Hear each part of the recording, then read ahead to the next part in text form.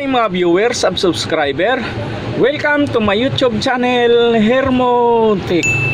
Sa ngayon mayroon tayong isang single phase na induction motor, 220 volts ito. Galing ito kay Frank ng Evangelista Street sa Quiapo ito, sa Raon. Ngayon ang pinaka-complain niya rito ay sunog na raw dahil binuksan na raw niya, kulay talong na raw sabi niya.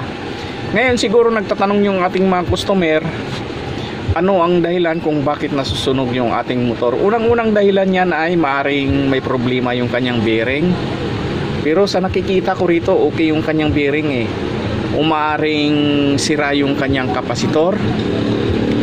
Kasi pag ito ay walang control, direkta sa saksakan, tapos hindi ka agad natanggal sa saksakan, pag may problema siya, talagang masusunog siya. Pero kung nilalagyan ito ng magnetic contactor na mayroong overload relay, kaagad-agad pag may problema yung ating motor at tumaas yung kanyang current, yung kanyang pinaka amperes, kaagad-agad nagki-trip off yung ating magnetic contactor para hindi na siya matuluyang masunog. Kung mayroong magnetic contactor ay karamihan sa mga bahay direkta lang sa outlet eh. Kaya ang gagawin natin ngayon ay bubuksan na natin to at titingnan natin kung sunog nga ba talaga. Hindi na natin titistingin kasi ang sabi niya sa akin ay binuksan na raw niya ito at maitim na raw, kulay talong na. Ngayon tanggalin natin yung kanyang kapasitor, yung pinakatakip. Check natin yung kanyang kapasitor mamaya kung maano yung kanyang screw parang bilog na. Ayan, nakuha pa sa palo. Ayan, tingnan natin tong kanyang kapasitor.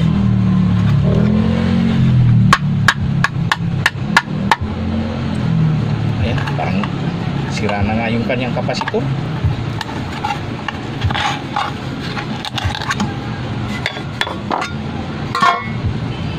Ayan, sunog na yung kanyang kapasitor. Yan. Kaya malamang itong dahilan nito kung bakit nasunog to. Saka bakit may natanggal dito. Kasi ang alam ko kasi sa mga ganito, isang kapasitor pero tatlo ang terminal o kaya apat. Kasi may starting ito at saka may running eh. Malamang ito dinirikta niya yung kasi may nakabalot dito. Tanggalin niya natin itong nakabalot niya. Mayroon siyang nirikta rito. Ito yung kanyang starting kapasitor kasi 15 UF ito. Ito yung steady kapasitor eh. Ito. Yung ating starting ay malamang dito nakasalpak sa inanon niya na ito. Hindi pwedeng i-direct ito eh. Kasi pag dinirect mo ito, masusunog talaga.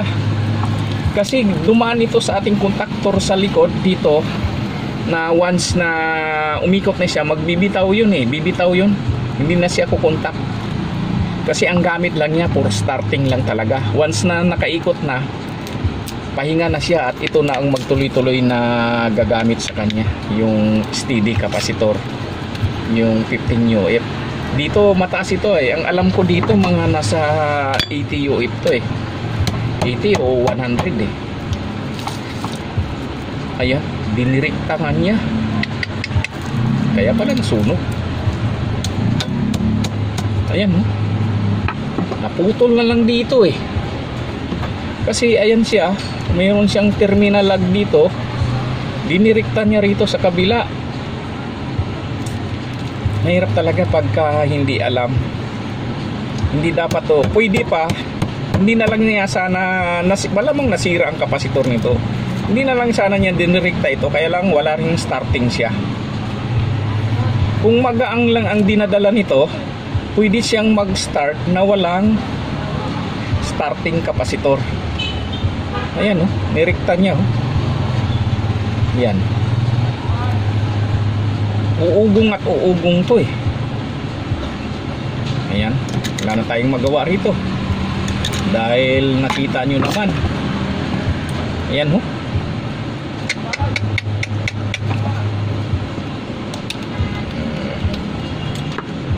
Tanggalin na natin to. Sigurado sunog na nga ito, kaya pala sabi niya kulay talong na. Hindi ko natanong sa kanya kung ginalaw ba niya ito o ano.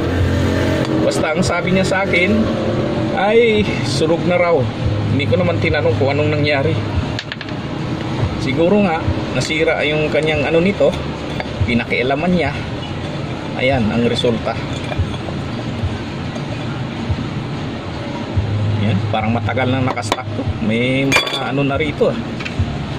Sabi natin yung mga bolt.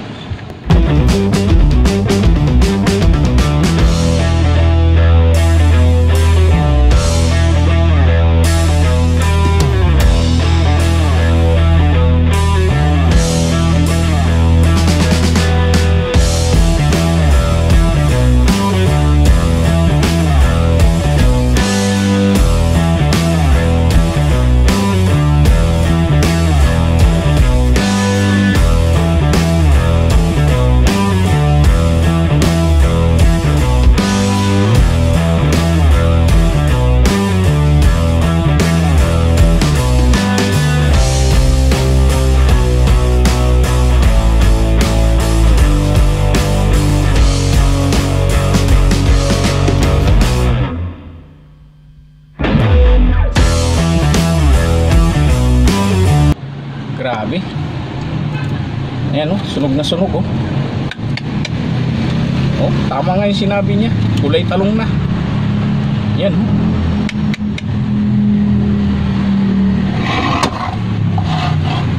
Ayan.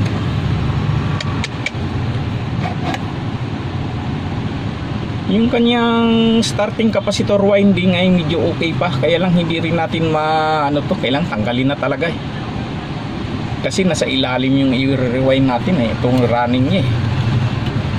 Ngayon sa pagtanggal nito, kailangan i-record natin kung ilang slot siya, kung ilan ang pagitan niya, kung ilang layer sa bawat group ng coil. Itong ating starting capacitor, starting winding, teka na, nakikita ba? Yan. Bali, ano siya? Pagitan niya ay 1, 2, 3, 4, 5. 5 siya, 5 slot. 1, 2, 3, 4, 5. Bali, 3 layer sa isang per group. Yan, ayan siya. Bali, ano ito? Sa 2, 3, 4 na coil. Ngayon sa running naman niya, 1, 2, 3, 4 din.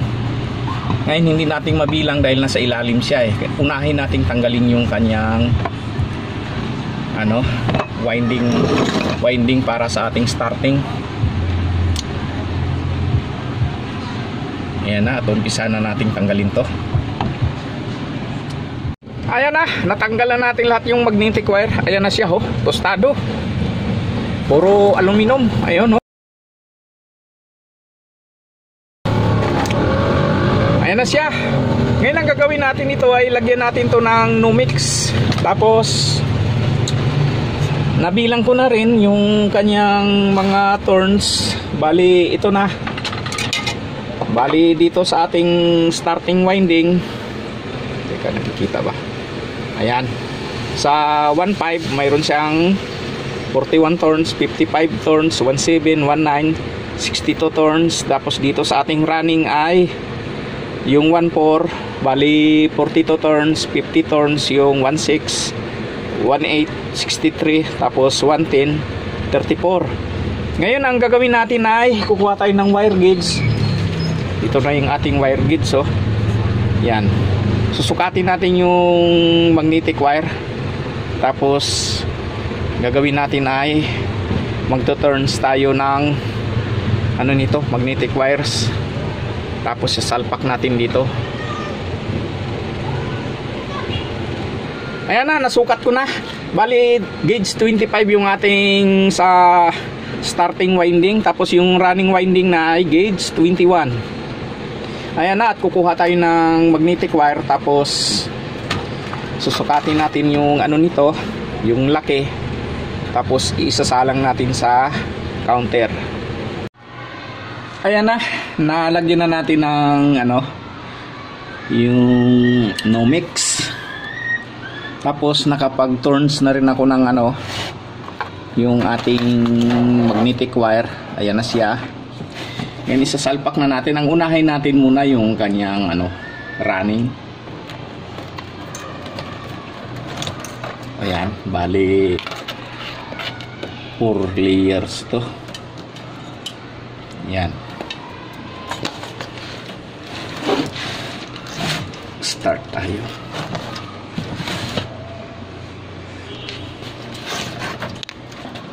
Unahin natin yung pinakamaliit. Ayan, sunod-sunod na yan. Yung 1/4. Ayan.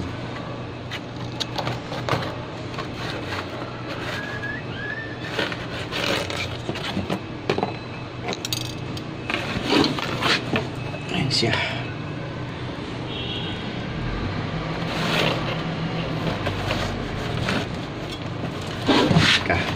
Skip yung aking ano, posisyon na.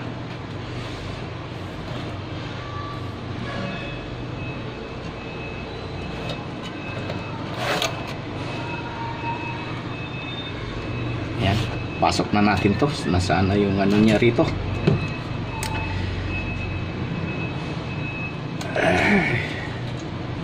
Ayun, bali dito tayo mag start. 1, 2, 3, 4. Yan. Kita ba?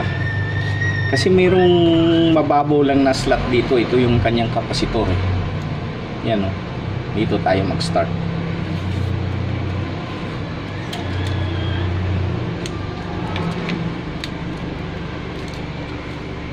Ngayon, ang ginamit nating magnetic wire ay hindi na aluminum. Tanso na siya.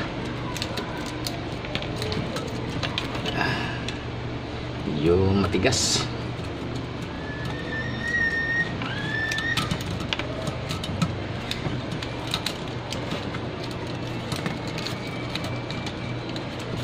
Ayan.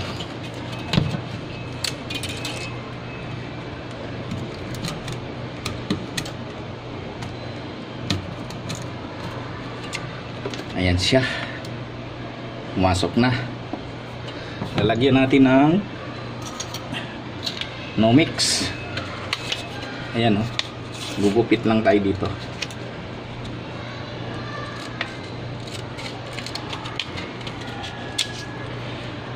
Mahirap rin mag-rewind. Masakit sa kamay. Tapos lagyan natin ng camber tube yung kanyang ano, pinaka-terminal.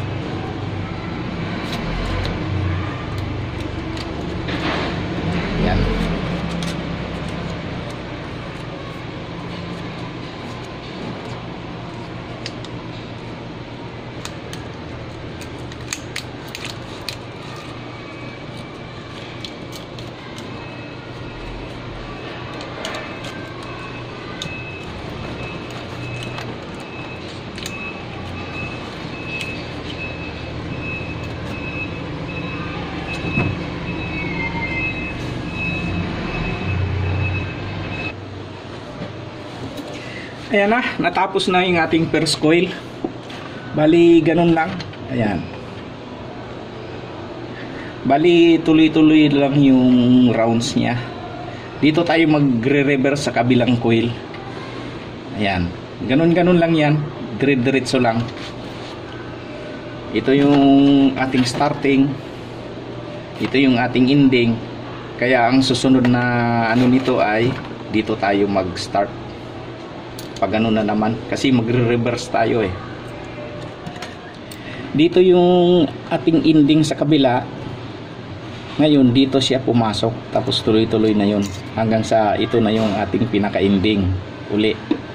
Tapos mag-start tayo dito na naman sa kabila. Hindi pwede dito kasi kailangan mag-reverse tayo uli eh.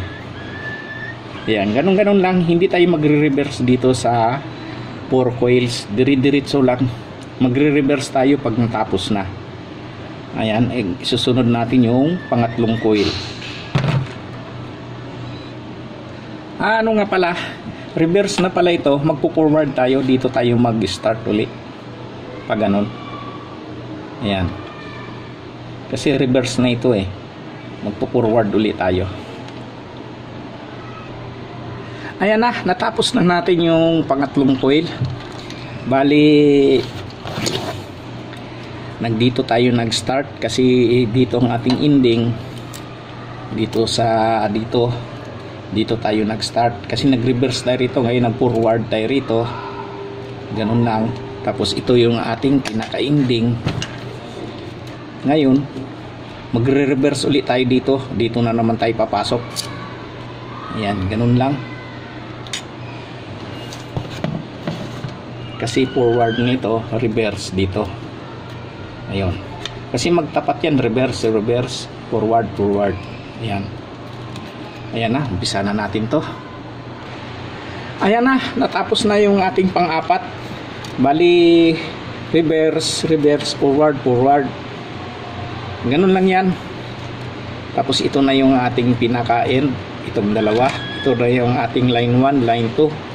Ngayon ang susunod natin gagawin dito ay yung kanyang capacitor winding. Yan na naman ang ating gagawin. Tapos yung ating running. Ngayon umpisahan na natin to. Ayan na, nakapag-roll na tayo ng ating winding capacitor. Yung pinaka-starting winding nya. Ngayon dito tayo mag-start kasi 1 to eh. Sana ba yun? 1.5. Dito tayo mag-start. 1, 2, 3, 4, 5. 1, 2, 3. Teka.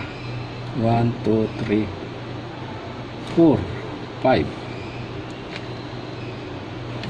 Sana ba yung ating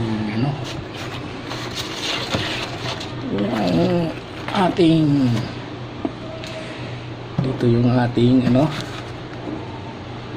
bali starting winding 1.5. Hangin niya natin dito ulit. 1, 2, 3, 4, 5. Ayan, dito tayo mag-start.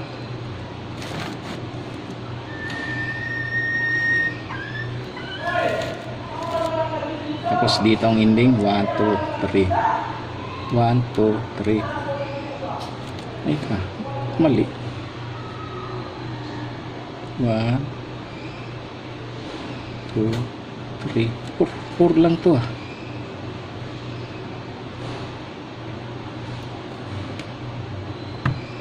1.5.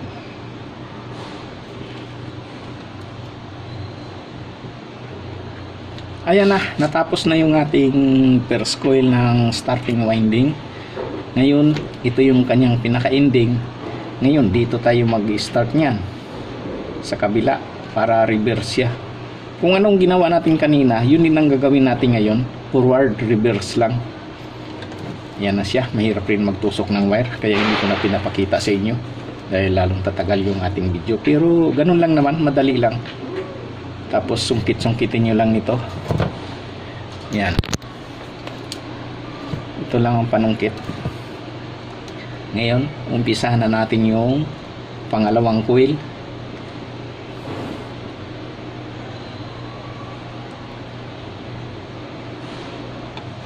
Ayan na, natapos na yung ating pangalawang coil. Ito una, pangalawa.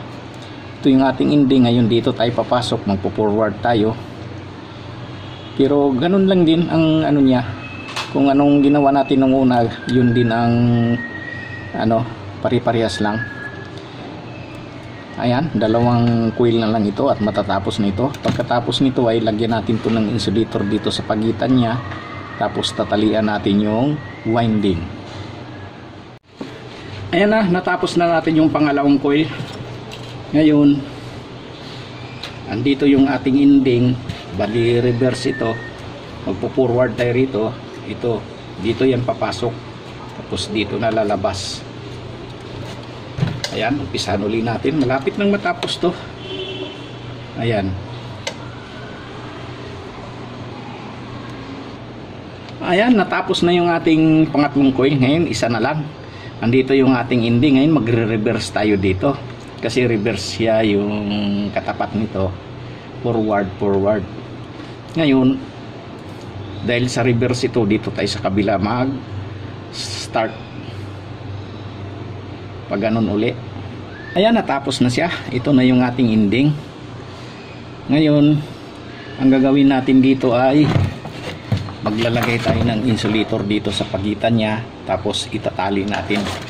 Ganun din sa kabila, maglalagay tayo ng insulator dito, tapos tatali natin. Tapos ito na yung ating apat na koneksyon. Ito yung ating starting capacitor, yung winding, tapos ito yung ating running, yung nasa baba. Yan. Ngayon itataging na natin mamaya yan. Unahin muna natin yung paglagay ng insulator. Ayan na, nalagyan na natin ng insulator, tapos na itali na natin. Ayan na siya. Ayan. Tapos ganun din yung kabila. Ayan. Ayan na siya.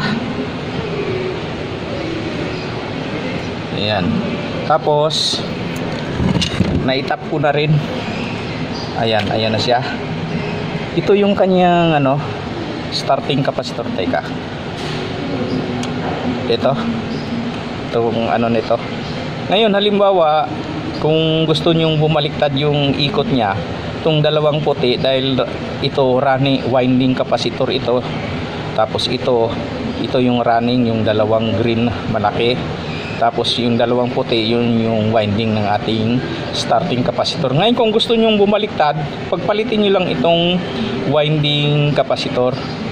Pag i-reverse nyo lang ito, mamimili kayo. Ito ang i-reverse nyo, pwede rin, o ito, babaliktad yung ikot nya. Kung gusto nyo itong kulay puti, yung sa winding ng ating starting winding, pwede nyong i-reverse, babaliktad din yung ikot nya.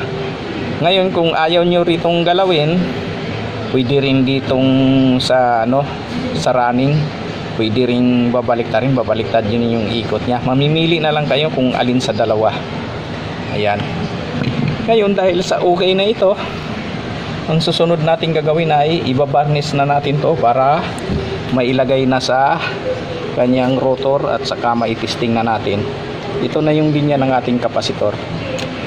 Ito yung common, dalawang pula, tapos ito yung running, at saka ito yung steady kapasitor, yung kulay blue. Dahil nandito na yung dulo niyan, papunta ito sa ating switch. Ayan, after 1 hour natuyo na rin. Tuyo na yung ating barniz. Ayan Ayan. Ayan siya.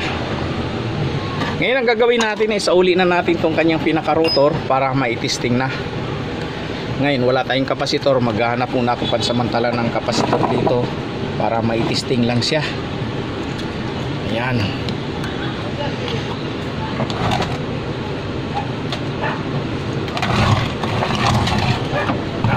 Siya.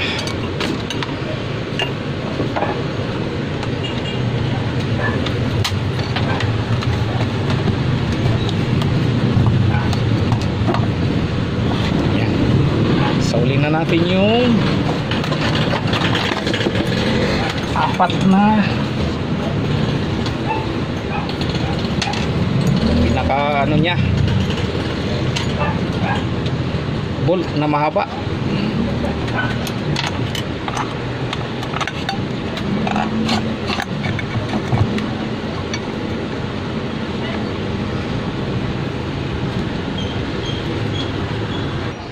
Ayan na, nasauli na natin yung pinaka switching nya. Ayan, nandun na siya. Tapos yung pinakatakip nya. Tapos gumamit na tayo ng kapasitor. Kaya lang pansamantala lang ito, pang testing lang natin to. Kasi hingi tayo kay Kuya Frank ng kapasitor. Kasi ang starting nito alam ko nasa 80 UF eh. Kasi tama yung isa 15. Sa aircon ko ito ginagamit eh, itong kapasitor. Teka, hindi malabo. Ayan o, 15.3. Yung 15 nilagay natin sa steady kapasitor kasi 15 naman talaga yung kanyang value. Ngayon yung 3 nilagay muna natin pang samantala sa starting. Ayan o, yung kulay puti na wire, yun ang starting nya. Teka. Yung kulay puti na wire, yun ang starting nya. Tapos yung kulay blue, yun ang steady kapasitor, 15 UF. Tapos ito yung ating common. Ngayon ipa-plug na natin. At samantala lang itong kapasitor kasi hingi tayo kay Frank ng 15. Isang kapasitor lang pero tatlo yung wire niya eh. Mayroong kailangan 15 at saka 80 UF o kaya 75 UF o kaya 70 UF, mga ganun. Kasi yung kailangan mataas talaga yung microfarad ng ating starting eh. Depende na lang kung malambot ang dinadala nito, may iikot niya kahit mababa lang. Kasi magsiswitch yan dito. Pag mag-u-open yan, ngayon mawawala na ng purpose yung ating kulay puti. Ito yung koneksyon ng ating starting kapasitor. Steady itong isa, kulay blue. Ito yung 15 UF. Tapos yung 75 UF, itong kulay puti. Common yung pula. Ngayon ipa-plug na natin at titingnan natin kung gagana na ba. Ito, nilagyan ko muna pansamantala ng ating cordon. Tapos kuha na natin ang current ampere. Ayan. Ito na, sasaksak ko na. Ngayon aabangan natin. Ayan, umiikot na siya. Ayan na oh. Ayan. Ayan, okay na. Ngayon, kuhanan natin ang current ampere. Kasi 1/2 horsepower ito. Mga 0.8, 0.9. Mga ganun lang. Set natin sa amperes. Ayan. Kuhanan natin ang amperage dito. 0.9. Ayan o. 0.9. Okay na ito. Ayan na siya. Ayan. Okay na. Nayari na yung ating aluminum ngayon. Tanso na ito. Tapos yung kapasitor, palitan na lang natin yan. Hihingi ako kay Kuya Frank. Ayan. Maraming salamat sa inyong panonood and please like, share and subscribe to my YouTube channel for more upcoming video. Thank you.